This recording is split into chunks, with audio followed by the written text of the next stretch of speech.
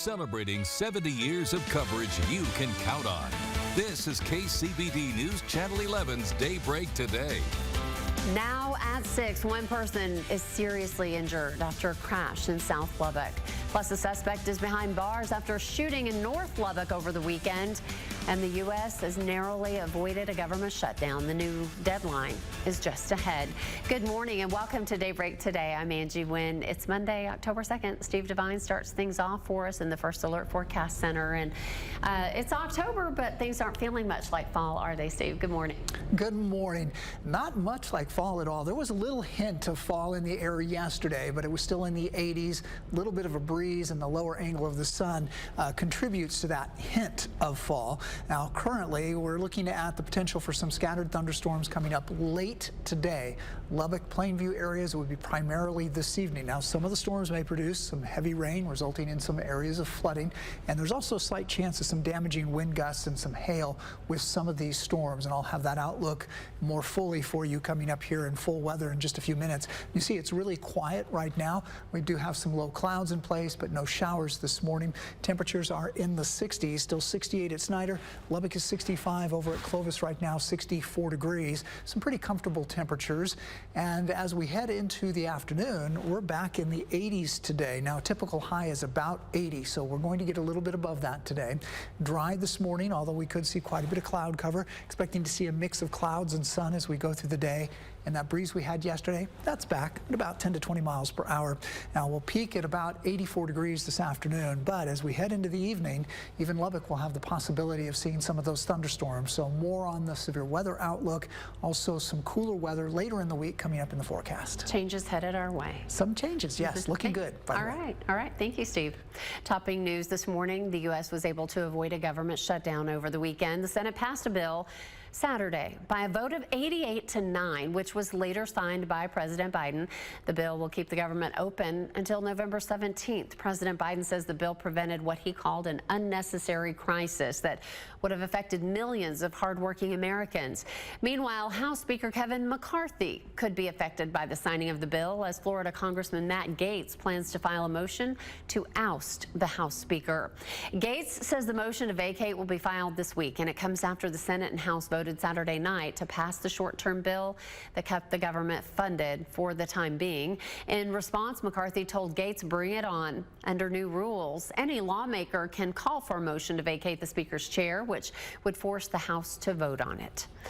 Here at home, one person is recovering this morning after a crash in central Lubbock. Police say they were called to a motorcycle crash near Avenue U and 50th Street last night.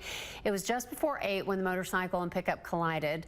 Reports show one person was taken to UMC with serious injuries. However, no names have been released at this time. We know traffic was shut down in the area for a period of time. We'll continue to update you on air and online at kcbd.com. A 25-year-old is in jail this morning and being charged with murder after a shooting in North Lubbock over the weekend. Isaac De Leon is accused of shooting and killing 41-year-old Ishmael Sines late Friday night in the 3200 block of Baylor Avenue. Police were called to the area after reports of a fight and shots fired. When officers arrived, they found Sines with multiple gunshot wounds. Investigators say there was a group of people there for the fight when Sines approached De Leon and was shot. Sines died at the scene. A murder warrant was then issued and De Leon was arrested Saturday. He's currently being held in the Lubbock County Detention Center. Meanwhile, Lubbock firefighters were called to 2 different apartment fires Sunday morning. The first fire started around 8:30 at the tenement apartments in the 300 block of Avenue U. Lubbock Fire Rescue reported smoke coming from windows as they arrived. However, they were able to quickly put out the fire and contain it to 1 unit. No injuries were reported there, thankfully. Then around noon Sunday, LFR was called to the 5500 block of 58th Street. When crews arrived, 1 unit at South Plains Apartments was on fire. Although no one was injured, firefighters did have to evacuate residents as they worked to get the flames out. The Red Cross was called in to help those displaced. The fire marshal's office is currently investigating the cause of both fires. In regional news, a Hobbs, New Mexico teenager is in jail after shooting last week. Police say a 15-year-old shot and killed 19-year-old Brendan Smith September 25th. The teen, whose name has not been released yet, was arrested Saturday. They are facing charges of murder and attempting to commit a felony. Now, in state news this morning, large groups of migrants, mostly from Venezuela, continue to arrive at the U.S.-Mexico border over the weekend. Dozens of migrants made their way across into El Paso and Eagle Pass, where they awaited processing. Drone video captured migrants crossing, sometimes dozens at a time, and many with small children. Once on U.S. soil, they turned themselves into U.S. border officials for processing. Hundreds of migrants who were stranded on a cargo train in Mexico were evacuated as well by police. 60 northbound cargo trains were stopped last week after about half a dozen migrants suffered death or injury. A Lubbock veteran has a new home thanks to Habitat for Humanity. Before we head to weather, we want to share this good news with you. Marine Matt Benishek was handed the keys to his new affordable home in a dedication ceremony Sunday. He served in the military from 2000 to 2006 and continues to serve by working for VetStar. The veteran put in 150 hours of classwork and 100 hours of construction for the home, which is something required by Habitat for Humanity. He will close on the house this week and pay a no interest affordable mortgage. The single father says he's excited for a fresh start. Very surreal. Still having a hard time believing it was me.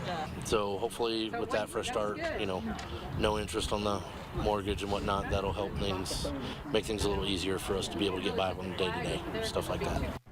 The build was made possible by Cheryl Madison, a local Army veteran and former Texas Tech professor. She left a generous gift to Habitat when she passed. Habitat hopes to do more builds like this for veterans, but organizers say they need more funding as building costs continue to rise. Now then, turning to weather, October is getting started. Folks are waiting to see if things will feel a little more like fall, and Steve Devine is in to tell us about some changes coming. Hi, Steve. Good morning. May not feel too much more like fall today or even tomorrow, but coming up this week, first notable cold front of the season. But before that arrives, right now it's really mild conditions. We do have a mix of clouds out there right now, or mostly cloudy skies. In fact, at the Lubbock Airport, currently mostly cloudy, 65 degrees. There's a little bit of a breeze. And yesterday, that breeze, about 10 to 20 miles per hour, that'll be back again today. That's kind of the case today and tomorrow as far as that breeze goes. So temperatures coming up for us in the 60s here early this morning, mid to late morning in the 70s, this afternoon in the 80s, getting up to about 84 degrees this afternoon. By the way, the record high for today, 99 degrees, and that was on this date 23 years ago, back in 2000. So today, 84 degrees. Now that's still about 4 degrees above the average high for this time of year.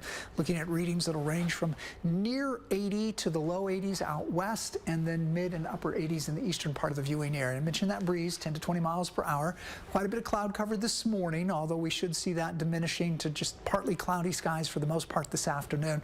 But I want to point out the potential for thunderstorms by late afternoon, far western areas edging into the viewing area as we transition into the evening hours. And this is indicating that we could see some pretty robust storms. Again, talking about the possibility of damaging wind gusts, some hail, but also some very heavy rainfall that may create some flooding, especially in those areas that typically see where the water pools. So be aware of that. And as the evening progresses, we'll see those storms working eastward. So there'll still be possibility that some of these could be pretty strong, possibly marginally severe by the time they get into the Interstate 27, Highway 87 corridor.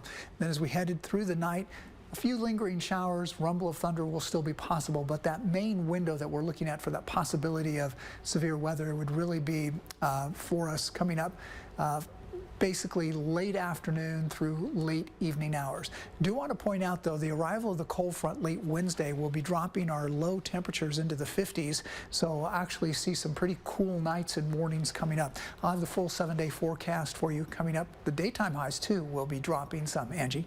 Thank you so much, Steve.